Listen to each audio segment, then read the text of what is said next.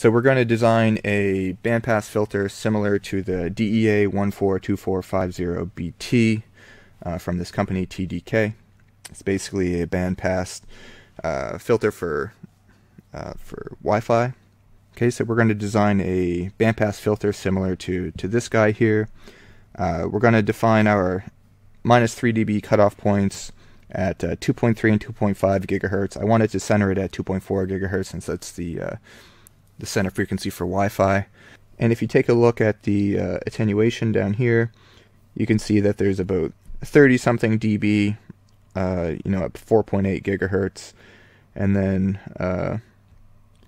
20 or 30 dB at 1.58 gigahertz. So, for simplicity, I say let's make it 30 dB of attenuation at these two frequency points. And finally, we're going to assume that it's flat in both the pass and stop band, so we're going to use a Butterworth filter type here. So if we wanted to do this analytically, this is the process, okay?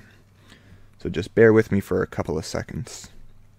So the first thing we want to do, for a Butterworth filter type, the magnitude of the transfer function looks like this. So we want to determine the epsilon, which is the attenuation at our cutoff frequency, and we want to determine the order of the filter. Okay, so I know this is the first time that you've seen this expression. We don't have to worry about where it comes from. Okay, just remember that this is the magnitude of the transfer function if the denominator was defined by a Butterworth polynomial. Okay, so to determine epsilon, we set the magnitude of the transfer function to -3 dB. We're at our cutoff frequency, so this capital omega is our normalized frequency, where we normalize our frequency to our cutoff frequency. So omega would be 1 at cutoff, and when you plug all of this in, you see that epsilon equals 1. Okay, so that would be the first step. The next step would be to find the order of the filter, N, capital N.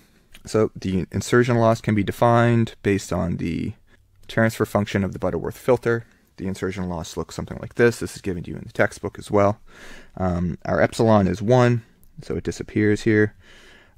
Basically, we solve this equation for capital N, and we said that we wanted the insertion loss to be 30 dB at 4.8 gigahertz. Okay, so we plug the 4.8 into the expression for our normalized frequency. So we end up with something like this. The 2 pi's cancel out. The 10 to the power of 9 cancels out, and we get a ratio of 1.92. You plug all of this into this equation here for n, and you end up with a kind of a minimal order of 5.29. Of course, we can't have a fraction for an order, so we round up to n equals 6, and that would correspond to this row here in the table. But before we move on, let me just explain one thing here, okay? So basically, we're starting off with a low-pass filter, the transfer function for a low-pass filter, okay? This is the magnitude of our transfer function for our low-pass filter prototype. It has a cutoff of 1, and then over here in kind of the left-hand side of the omega and h plane here, we have omega equals -1. So when we make our transformation, what we are actually doing is we are taking this frequency response and we are moving it up and centering it at our center frequency. Okay, so in this step here, what I'm saying is at this point here, at omega equals 1, we're -3 dB down, and then over here somewhere, where omega equals 1.92, we are 30 dB down. So when we make our transformation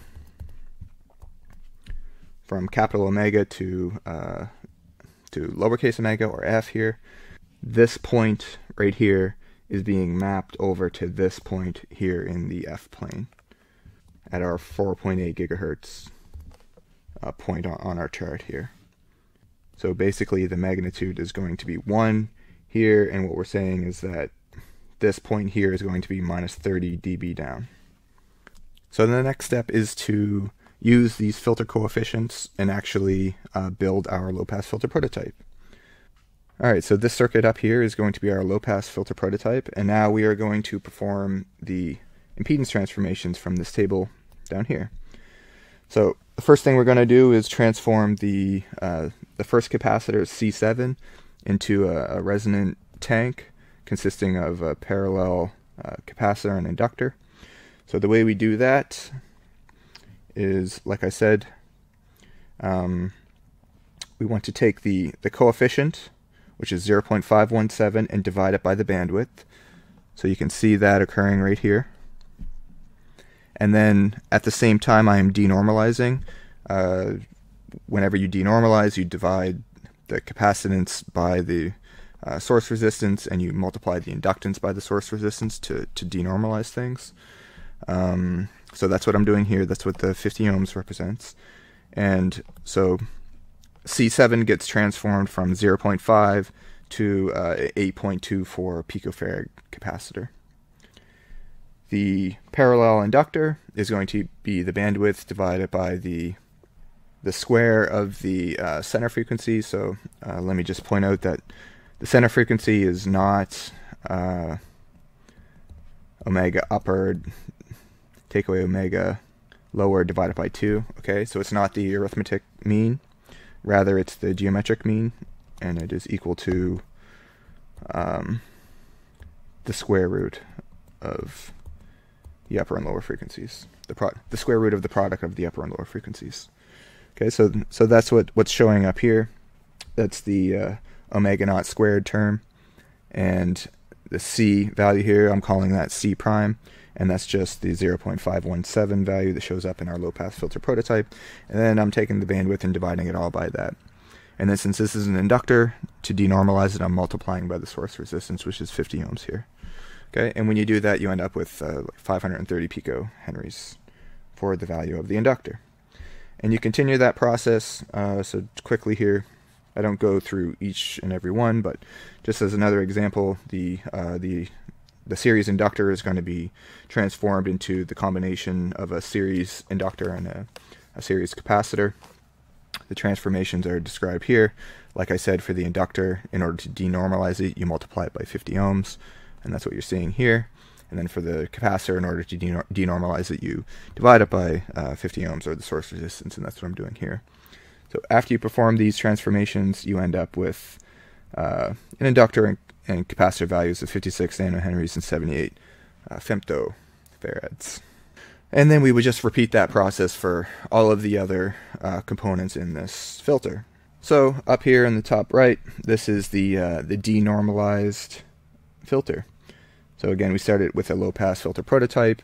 We made a bunch of impedance transformations, and we denormalized things with respect to the source resistance here. We end up with, in this case, since we're dealing with a bandpass filter, we end up with a bunch of resonant structures here. So we have the parallel combination here, the series combination here, and so forth. And the frequency response looks like this. You see that we meet our design spec. We want it at least minus 30 dB. I think we said at 4.8 gigahertz, and you can see that we achieved that at 2.58. And we want it minus 30 dB at, 1.5 gigahertz, and we achieved that at 2.2. Another thing I wanted to point out is that if you calculate the resonant frequency of each of these resonant structures using this formula over here, for each of these structures, the resonant frequency is 2.4 gigahertz, which is our center frequency.